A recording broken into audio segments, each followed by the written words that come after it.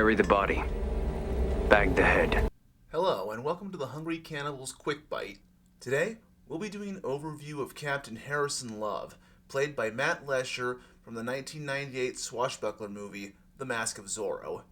Now, even though the overarching antagonist was Don Rafael Montero, a corrupt government official who was the mortal enemy of the original Zorro, and whose ultimate goal was wealth and power, he needed someone like Harrison Love to do all the dirty work that an upstanding Spanish nobleman like him couldn't be bothered to do himself.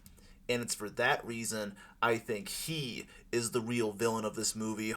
Harrison Love is a captain in the U.S. Cavalry, acting as a mercenary for Don Montero in order to help him secure California under his control. And while the captain outwardly appears to be a charming and well-mannered officer and a gentleman, Myself, I would think heroism is something to aspire to, not sneer at. it's all cover for his cold-blooded personality and sick mind. Don Rafael hired Love to not only protect his secret gold mine, he also tasked the cavalry captain to find people to work it. My friends, I give you El Dorado. Love accomplished this task by kidnapping many people, young and old, criminals or civilians, to work as slaves. And not only was he not bothered with practicing slavery, Where did you find all these people? he seemed to enjoy it. Anywhere we want to. You steal people's lives. Human life clearly meant very little to the captain. When their plan was discovered, Love was the one who suggested to Don Rafael that they Destroy the evidence. Set explosives, bury the mine. And the workers? We destroy all the evidence, Don Rafael. No witnesses. This was the most likely fate that awaited these people anyway. Either they would be worked to death or killed in order to maintain the mine's secrecy. But either way, their blood would be on Captain Love's hands, and I doubt his conscience would be bothered by it. Even though he was a professional soldier, trained to kill, Love was very sadistic and took great enjoyment in the pain he inflicted on others. Is there something amusing, Captain? Strange, I'd say. It's the second time I've shot this man while he was flying through the air. And this sadism is epitomized in his private hobby as a type of pseudo-cannibal. He mentions That the Campa Indians of central Peru used to cannibalize their slain enemies in order to absorb their power. Love carried out his own version of this practice by placing the body parts of men he's killed in water jars and drinks from them, revealing his cruel and deeply disturbed personality. Love was also very cunning and astute, as he was able to deduce from Alejandro's subtle but telling behavior, such as when he mournfully looked over Three-Fingered Jack's body, that he was the Murrieta brother that had escaped him earlier, and his reference to To be able to see through the eyes of an enemy is a valuable thing. was his warning that he knew who Alejandro was and what he was doing, as well as his assurance that Alejandro would share his brother's fate. Being a mercenary in Montero's employment for some time, Love had heard the tales of the local folk hero known as Zorro, but didn't take them as seriously as the Don. After all, if it's only one man, It isn't just one man, damn it. It's Zorro.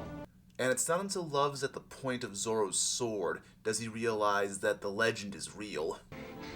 the much debated Zorro. No. The legendary Zorro. As a cavalry officer, Captain Love was a skilled fencer. However, it seems he didn't have the same kind of dueling experience that Don Montero had, and he never faced an opponent who could challenge him like Zorro could. So he was bested by the masked swordsman every time they crossed blades.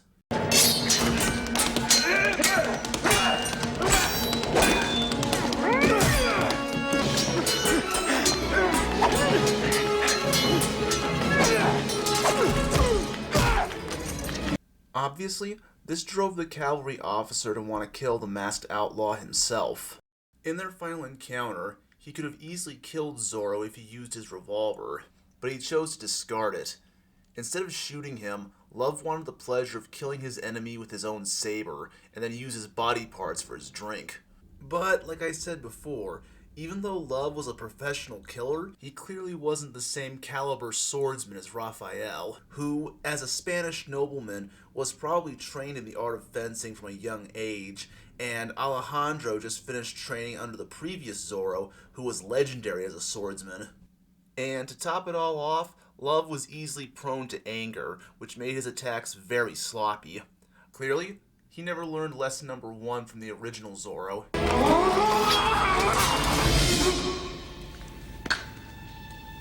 Lesson number 1. Never attack in anger. So Love spent the vast majority of this final duel getting badly beaten and humiliated by his nemesis.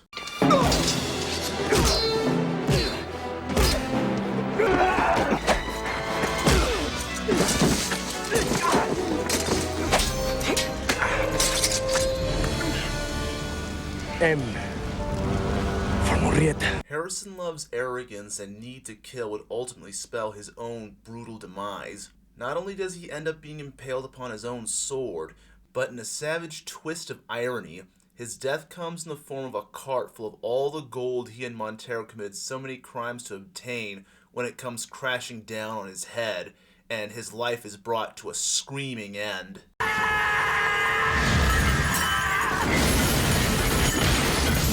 So on a scale between 1 to 10, I'm going to give Captain Love here a solid 7, with points deducted because of how badly he kept getting beaten by Zorro.